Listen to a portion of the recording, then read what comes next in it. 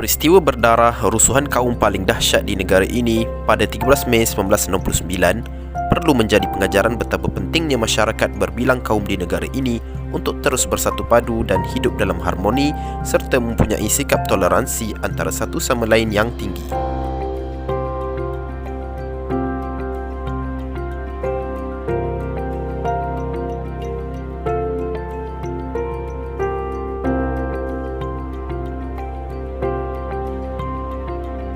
Oleh itu, kami akan membentangkan video infografik yang bertajuk Sikap Toleransi Antara Etnik Menjadi Pemacu kepada Pembentukan Perlembagaan Malaysia.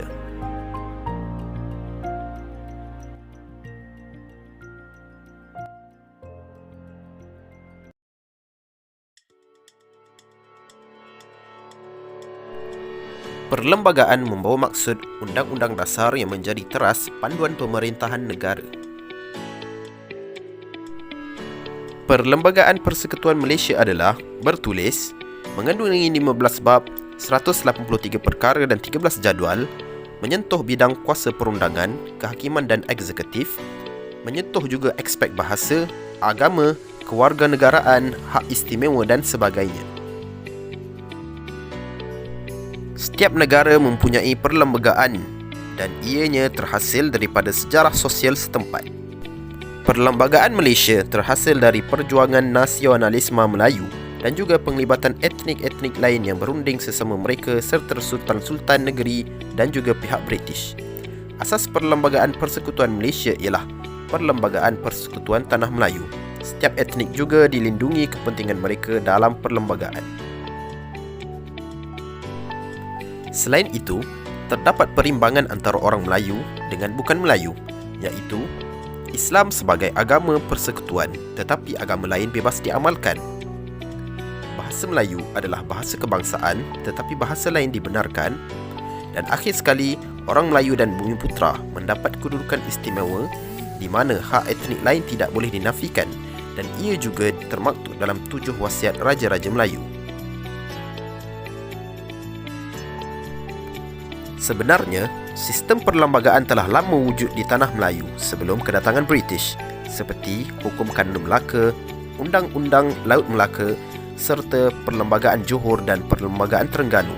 Pada 10 Oktober 1945, Malayan Union ditubuhkan dan ia ditentang oleh orang Melayu kerana mencadangkan agar kuasa Raja-Raja Melayu dilenyapkan, hak kerakyatan diberikan berdasarkan prinsip jus soli, iaitu penduduk asing yang telah bermastautin lebih 10 tahun dan lahir selepas Malayan Union ditubuhkan terus menjadi warga negara, hak sama rata kepada semua warga negara iaitu penduduk pribumi tidak memiliki apa-apa keistimewaan, dan juga cara Harold McMichael yang mendapatkan tanda tangan Raja-Raja Melayu secara paksaan dan ugutan. Julai 1946, Jawatan Kuasa Kerja ditubuhkan untuk merangka sebuah perlembagaan baru yang boleh diterima oleh orang Melayu. Disember 1947, Jawatan Kuasa Perundingan ditubuhkan untuk mendapatkan pandangan orang bukan Melayu mengenai Perlembagaan Persekutuan Tanah Melayu. 1 Februari 1948, Pembentukan Perlembagaan Persekutuan Tanah Melayu. 7 Februari 1957, Suruhanjaya Raid yang ditubuhkan pada Mac 1956 menyebarkan cadangan Komisen Raid kepada orang ramai sebelum disahkan oleh semua pihak. Antara ciri-ciri utama Perlembagaan Persekutuan Tanah Melayu ialah Jawatan Menteri Besar diwujudkan, pemberian kerakyatan kepada orang asing yang bermastautin di Tanah Melayu, penubuhan Majlis Raja-Raja Melayu dan Majlis Mesyuarat Undangan Negeri, Kerajaan Pusat diketuai Pesuruhjaya Tinggi British, dan orang Melayu diberi hak istimewa sebagai kaum Bumiputera. Kesimpulannya, perlembagaan merupakan kontrak sosial dan perjanjian perdamaian yang berlaku dengan sikap toleransi antara etnik.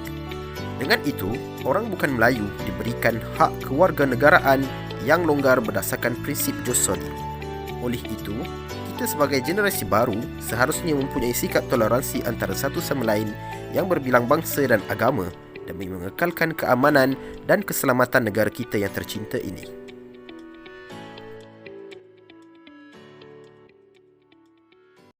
Hai, saya Diwashni Jiwaraja. Nilai yang saya dapat sepanjang pembuatan video ini adalah nilai toleransi. Kata toleransi selalu diungkapkan apabila ada ketidaksetujuan dari salah satu pihak yang sedang berkaitan sehari-hari. Toleransi waktu, toleransi bermasyarakat, toleransi beragama, toleransi berbudaya dan masih banyak lagi toleransi yang lainnya. Toleransi adalah suatu sikap saling menghormati dan menghargai antara kelompok atau antara individu dalam masyarakat atau dalam lingkup lainnya. Hidup bermajmuk sangat membahagiakan. Banyak hal yang bisa kita pelajari, mulai dari sikap dan tingkah laku sampai kepribadian seseorang. Di sinilah arti toleransi yang sebenarnya. Tidak membedakan, tidak mengucilkan, tidak menghina, namun saling memahami antara satu dengan yang lainnya. Bersosial adalah kewajipan bagi semua masyarakat yang ada di bumi ini. Kerana manusia sejatinya adalah makhluk sosial yang artinya tidak bisa hidup sendiri. Jika kita sakit, kita membutuhkan doktor. Jika kita belajar, kita membutuhkan guru. Jika kita meninggal, kita butuh orang yang menguburkan kita. Jadi, bersosial sangat baik untuk masyarakat. Dengan toleransi akan membawa masyarakat yang bermajmuk dan berbangsa. Teringat kata seorang guru yang sering mengajar kita di kelas dengan lagu balakon ada 5. Rupa-rupa warnanya merah, kuning kelabu, hijau muda dan biru. Dari beragama warna ini diharapkan satu warna dengan warna yang lainnya. Saling menghormati dan menghargai. Tidak memecah belah. Dilanjutkan dengan kalimat meletus balon hijau, darah hatiku sangat kacau. Dari kalimat ini, jika ada salah satu dari kelima warna ini yang keluar dari beragamaan, maka akan membuat hati setiap masyarakat kacau. Bisa sakit hati dan menjadi peperangan yang abadi. Maka, dari sini kita dapat mengambil hikmahnya, iaitu hidup beragama ini sangat baik. Hidup bertoleransi juga sangat baik. Jika salah satu dari masyarakat yang tak bertoleransi, maka yang terjadi adalah kerusakan yang abadi. Maka bertoleransilah dalam segala hal. Thank you. Terima kasih. Assalamualaikum dan selamat sejahtera. Saya Nurul Natasha binti Zairin dari kumpulan 2. Antara nilai yang telah saya perolehi sepanjang menyiapkan tugasan ini ialah nilai bertanggungjawab, di mana setiap ahli kumpulan perlulah bertanggungjawab dalam menyiapkan tugasan yang telah diberikan oleh pensyarah dan juga membantu menggerakkan gerak kerja tugasan ini. Selain itu, nilai tanggungjawab juga telah saya perolehi dan di mana setiap individu dan masyarakat yang berbilang kaum dan juga berbilang agama perlulah bertanggungjawab dan bersama-sama saling bantu-membantu dalam meningkatkan taraf kehidupan sesama mereka. Selain itu ialah nilai bekerjasama. Setiap ahli kumpulan perlulah bekerjasama mencari maklumat, memberi idea, membantu menyiapkan tugasan ahli-ahli kumpulan yang telah ditetapkan dan juga bekerjasama dalam menggerakkan tugasan tanpa ada wujudnya salah faham. Selain itu ialah nilai toleransi. Toleransi adalah kunci kepada kesejahteraan kepada sesebuah masyarakat maupun individu yang menetap di sesebuah negara yang berbilang kaum dan juga bangsa. Saya sebagai seorang yang beragama Islam perlulah menghormati kaum ataupun bangsa yang berlainan. Selain itu, jika terdapatnya mereka yang mempunyai masalah ataupun memerlukan bantuan, maka bantulah mereka, bukannya memandang rendah kerana mereka bukan sebahagian daripada agama kita.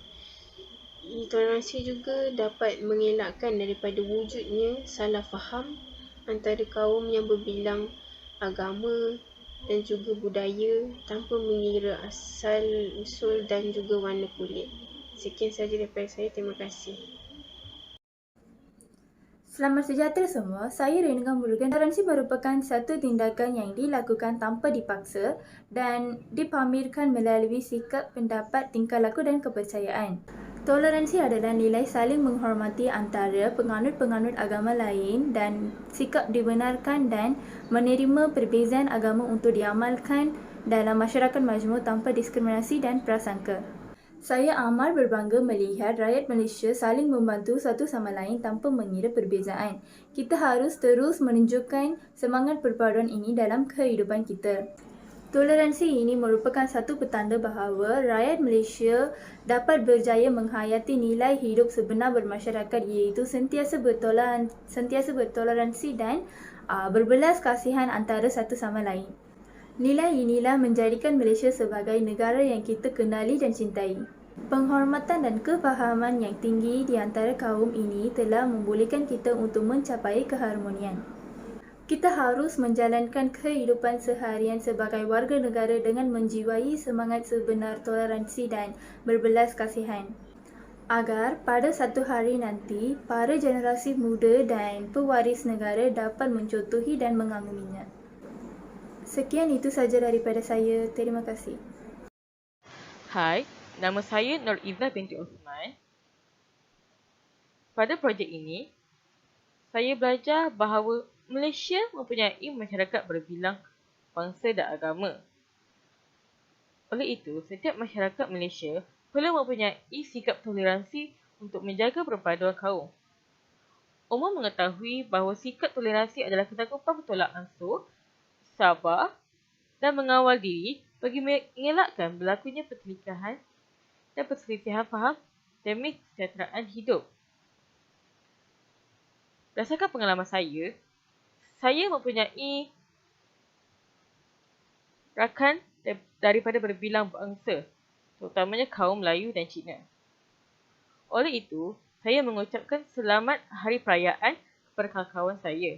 Kawan-kawan saya juga mengucapkan selamat hari perayaan kepada saya. Contohnya, pada perayaan Hari Raya Cina, saya mengucapkan selamat Hari Raya Cina kepada kawan-kawan saya yang meraihkannya. Dan kawan-kawan saya juga akan mengucapkan selamat Hari Raya kepada saya kerana saya meraihkan Hari Raya Aidilfitri. Yang kedua, saya dan kawan-kawan saya amat menghormati agama dan kepercayaan masing-masing. Selalunya apabila saya keluar dengan kawan-kawan saya, mereka membenarkan saya untuk pergi ke surau untuk menunaikan solat apabila tiba waktu solat. Kerana mereka faham saya wajib menunaikan solat. Saya juga memahami bahawa kawan saya perlu pergi ke gereja pada setiap hari Ahad demi mematuhi agama mereka. Oleh kerana sikap toleransi yang diamalkan oleh saya dan kawan-kawan saya, kami dapat berkawan dengan baik tanpa berkira bangsa dan agama. Okey, itu sahaja daripada saya. Salam semua, saya Janani Murusuli Maran. Sikap toleransi yang tinggi adalah kekuatan sebenar untuk kehidupan yang harmoni, terutama ketika negara sedang menghadapi pelbagai isu dan cabaran yang melibatkan kaum dan agama. Generasi muda perlu dipupur dengan nilai-nilai yang baik kerana toleransi bukan sahaja akan membawa kepada kekuatan dalam hubungan antara kaum, agama dan latar belakang sosial, tetapi juga dapat mempromosikan kehidupan yang harmoni di Malaysia. Budaya toleransi yang telah ditanam dalam percampuran serta pergaulan bersama menjana hubungan baik bukan sekadar membentuk persahabatan, tetapi ini juga menggalakkan hubungan persaudaraan antara semua agama dan etnik. Artikel 11 Perlembagaan Malaysia telah lama berfungsi sebagai nadi perpaduan dan keharmonian kaum di Malaysia. Kesinambungan harmoni ini jelas kelihatan dalam gaya hidup baru generasi muda Malaysia. Walaupun mereka berasal dari latar belakang sosial, agama dan etnik yang berbeza, namun mereka dapat bersama-sama dan benar-benar menikmati cara hidup Malaysia. Sementara itu, Baharin menyifatkan program sebegini mampu menjadi pendedaan awal kepada golongan muda mengenai pentingnya toleransi antara kaum dan agama di negara ini, terutama di pusat-pusat pengajian tinggi kerana di situ pelbagai kaum, bangsa dan agama berhimpun. Sudah tentu perpaduan dan toleransi menjadi kekuatan kepada pusat pengajian tersebut dan seterusnya negara. Itu saja daripada saya. Sekian, terima kasih. Assalamualaikum dan salam sejahtera. Saya Nur Aminuddin dari Kumpulan 2. Sepanjang proses penghasilan video ini, antara nilai yang saya dapat ialah toleransi dan juga ketekunan. Toleransi merupakan elemen yang perlu ada dalam setiap keadaan di mana ia membawa kepada penyelesaian kepada apa jua masalah dan juga situasi. Nilai ini juga menjadi kunci keharmonian antara masyarakat Malaysia yang berbilang kaum dan bangsa. Seterusnya, setiap perkara yang dilakukan memerlukan ketekunan agar mendapatkan hasil yang baik dan memuaskan. Sepanjang proses menyiapkan tugasan ini, saya diberikan tugas sebagai pengedit video. Jadi, saya memerlukan fokus yang lebih kerana kerja mengedit perlukan ketekunan yang tinggi. Oleh itu, saya dapat mengaplikasikan nilai ini ketika menyiapkan tugasan sekaligus membuahkan hasil yang memuaskan bagi saya. Jadi, kesimpulannya, nilai toleransi dan ketekunan yang saya perolehi ini merupakan sikap yang perlu dimiliki oleh semua masyarakat Malaysia yang majmuk ini bagi membolehkan keharmonian antara kaum dapat terpelihara sekaligus dapat memartabatkan nilai-nilai mulia di kalangan rakyat Malaysia. Saya percaya jika perkara ini diambil serius oleh setiap individu amnya dan ketua keluarga secara khususnya untuk diaplikasikan dalam keluarga masing-masing, Malaysia bakal menjadi negara maju tidak hanya dari segi ekonomi, bahkan dari segi sosial juga. Itu sahaja dari saya. Sekian, terima kasih. Saya Nur Fatihah binti Ibrahim, ahli kumpulan 2 yang membentangkan tajuk Toleransi Antara Etnik Menjadi Pemacu kepada Pembentukan Perlembagaan Malaysia pada tahun 1948. Baiklah, sepanjang 12 minggu penghasilan video oleh kumpulan kami iaitu dari pembentukan kumpulan, seterusnya penghasilan proposal dan akhir sekali penghasilan dan penghantaran video ini, banyak nilai yang saya dapat dari kolaborasi ini, antaranya toleransi, tanggungjawab dan keprihatinan. Bagi saya, nilai toleransi adalah nilai teras yang memastikan kami berjaya menyiapkan tugasan ini mengikut waktu yang ditetapkan. Masakan tidak, jika ahli kumpulan yang lain lambat menyerahkan tugasan kerana kekangan tertentu, mereka akan cenderung untuk minta maaf kerana lambat hantar tugas tersebut. Kami pun dengan hati yang terbuka maafkan mereka kerana faham dengan kekangan zaman pandemik ini, semua terpaksa belajar dari rumah. Apa yang terlintas di fikiran kami adalah mungkin dia lambat menyerahkan tugasan kerana sibuk jaga adik ataupun memasak, kerana setiap orang punya tugas dan tanggungjawab sendiri di rumah itu sebagai kakak maupun anak. Selain itu, mereka mungkin menghadapi kekangan talian internet kerana kebanyakan tempat tidak mempunyai liputan talian internet yang baik, apatah lagi yang tinggal di kampung. Jadi, jika sikap toleransi ini tidak wujud dalam diri setiap ahli kumpulan kami, agak mustahil untuk kami menyiapkan tugasan dari pensyarah kami iaitu Encik Syahrizad mengikut waktu yang ditetapkan. Itu sahaja daripada saya. Terima kasih.